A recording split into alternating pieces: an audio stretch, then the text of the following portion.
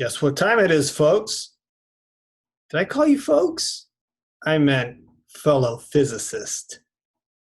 It's graphing time. Get a little graph. Here we go. You ready? Okay, this is just a continuation from Monday's lecture, or I should say Tuesday's. We ended with this question. What is the difference between speed and velocity? Now you know the answer is one word: direction. Velocity includes a direction. Speed is simply the amount of time in which you covered a certain distance, like how many miles in 1 hour. Velocity would be how many miles in 1 hour in an east direction. So what we're going to do is, instead of looking at a bunch of numbers, actually we're going to do more numbers and pictures. We're going to add to it. We're going to do graphing. Graphing is a powerful tool. Again, a picture is worth 1,000 words, right? And rather than try to explain how, why, or what, sometimes we can just show a graph. Graphs show the relationship between speed, time, and distance. Speed, time, and distance, okay, is seen on a graph. So graphing speed looks like this. Over an amount of time given. Time is typically, and in this case, always on the bottom, all right? You have to have a given amount of time at which you're looking at this object that is moving in motion. And we have a distance covered. Here we're going to use kilometers or kilometers. All right, so we have 2, 4, 6, 8, 10, 12, 14, 1,600 kilometers. And on the bottom, we have 1, 2, 3, 4, 5, 6, 7 kilometers. Hours, right? Oh, why does this bar do this? Can I exit this? There we go. No, that didn't work. Sorry. So we have it in hours, 7 hours. So reading this graph is not too difficult. You might can see that at any time point, how fast the airplane is going here. So at the 2-hour mark, it had traveled 400 kilometers. At the 4-hour mark, it had traveled 800 kilometers. And at 7 hours, it had traveled 1,400 kilometers. So how do we figure out what the speed is? Well, the speed is this slope. This line right here represents the speed at any time between any 2 points or any 2 time points. And we can see that this plane traveled at a pretty steady speed, an average speed. All right, so this is called a slope. But you can see right from looking at just the first mark, this will be the easiest. You have 200 kilometers traveled at the 1-hour mark. So we could say our hypothesis is this plane traveled at 200 kilometers per hour. 200 kilometers per hour. Let's find out. So speed is the slope, and how you find that is you get the rise over the run. This is going to be a little confusing, but you can watch this, and I'll put up another video as well from the internet. So take between any 2 points you like, and you're going to follow that up the line. So the data we recorded was that at 1 hour, he traveled 200 kilometers. At 2 hours, he'd gone 400. And then we drew a line through those time points to see the distance traveled. Now we can calculate the speed, the average speed, by rise over run. So this along the bottom, so think horizontal, that would be running. Run in a horizontal direction. And rise, of course, is the vertical, the y-axis. So on the x-axis, you have the run. On the y-axis going up, you have the rise. I hope that makes sense. Rise over run. The word over is kind of the clever way of saying divide by. So rise over means rise is on top of the run. So whatever the number is for rise, that's the number that goes on top of the number for run. Okay? That's a simple division problem. We have the units right down here, 3, 4, 5, 6. So from here to here, how many hours was that? 3 to 4, 5, 6. 3 to 6. So really that was how many? 3 hours, right? So the difference between 6 minus 3. So you got 3 hours there. And the rise, let's predict it. It's at 600 here. It's at 1,200 there. So what's this? It's going to be 2, 4, 600, or 1200 divided by in half. So graphing speed, you got distance versus time graphs. That's what this is called. Distance on the left, time on the bottom. Now rise over run. We just went through this question. So what is the run here? 3 hours. From here to here, you count the units. We got 1 hour, 2 hour, 3 hour. We know because it's scaled, each square is a half hour.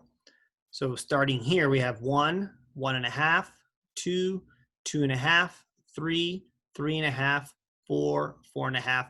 So using those units, you have 3 hours. What's the rise? That's right. We notice that it goes by 200s, the scale. So from this point, we're going to go 200, 400, 600. So that's 600 kilometers. So rise over run means 600 over 3. So punch in your calculator, 600 divided by 3 equals, and you know you're just going to add the 2 zeros, hopefully. So 6 divided by 3 is 2. So it's going to be 200, right? So rise over run would be the 600 kilometers is the rise, 3 hours is the run. 600 divided by 3 is 200 kilometers per hour. And I wish that little bar on the bottom would go away. Anybody know how to hide that? Somebody does, I know. There it is. All right, so let's look at a graph where there's different slopes. What does that mean? What's happening? Can you figure it out? Pause me and stare at it a moment.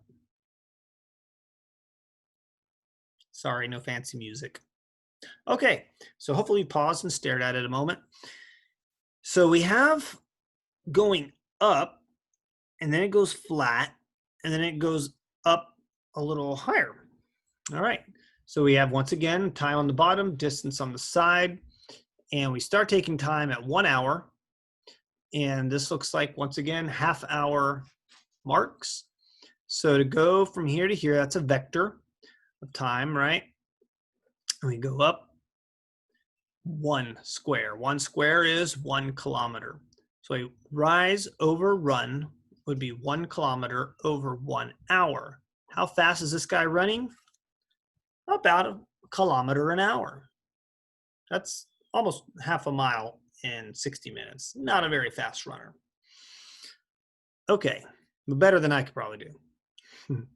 All right, rise over run, there it is. But what happens right here? We had 30 minutes, an hour and a half, and still 0 kilometers have been traveled. There's no distance. What does this mean? When no distance is covered over time, it means you didn't go anywhere. Well, that's what this Mr. Tired Face means. Hey, running 1 hour is pretty rough stuff. Looks like he rested for 2 hours. So he went 0 kilometers, which means it's 0 kilometers per hour. He stopped. So flat lines mean no progress.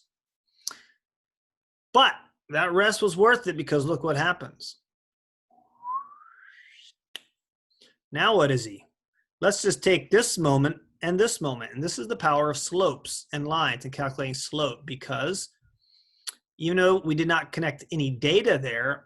We collected here. We can still figure this out because of the slope of the line. So let's get the rise over the run. We draw this out. And so here we drew it out for 1 hour, from 5.5 to 6.5. That's 1 hour. And we went up 2 squares. Each square is a kilometer, so that's 2 kilometers. So the rise over the run means 2 divided by 1.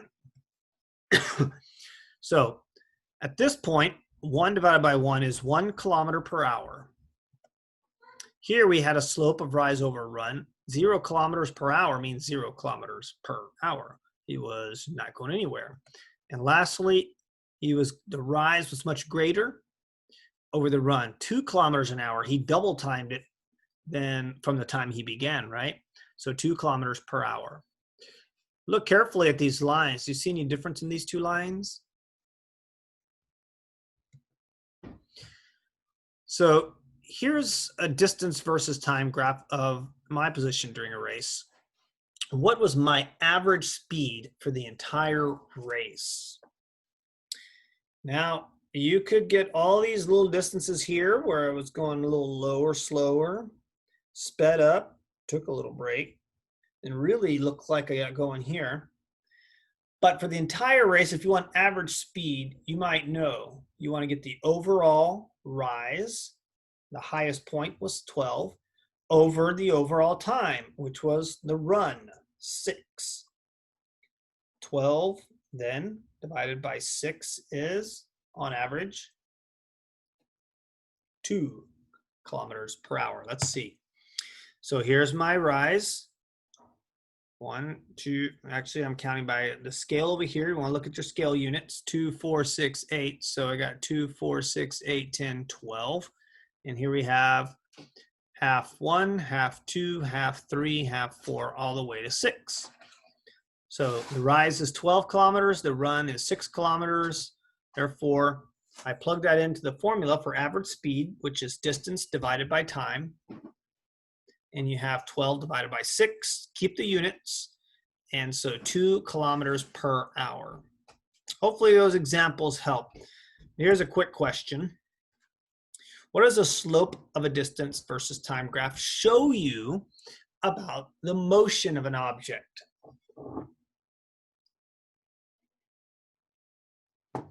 Yes, it tells you the speed.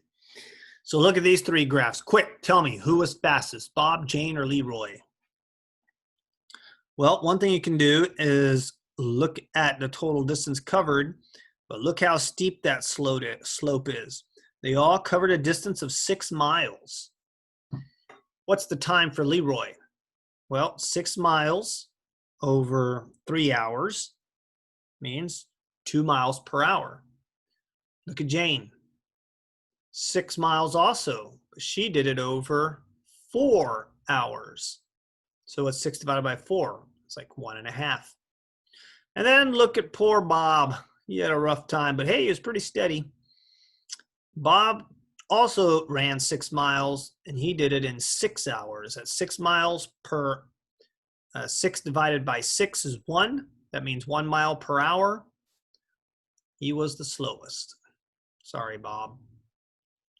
So what I want you to see is just that when it's a low graph, kind of like, so when it's a low graph like this, you know, these are slower, longer. It takes longer to get to wherever you're going. And lines that are more steep mean it happened much faster, okay? So that's what we're looking at here. Red is much lower angle, so it was a slower. Blue is much faster angle. All right, so that is all. Acceleration will hit another time, or may skip altogether, we'll see. And hopefully that clarifies a little bit about how to graph and how to interpret. Given a set of data points, okay, since we've learned a little bit about how to graph, you should be able to plot data on a graph to represent speed, and then be able to calculate the distance over time. That is how fast they were going on a graph. All right. Hey, have a great day.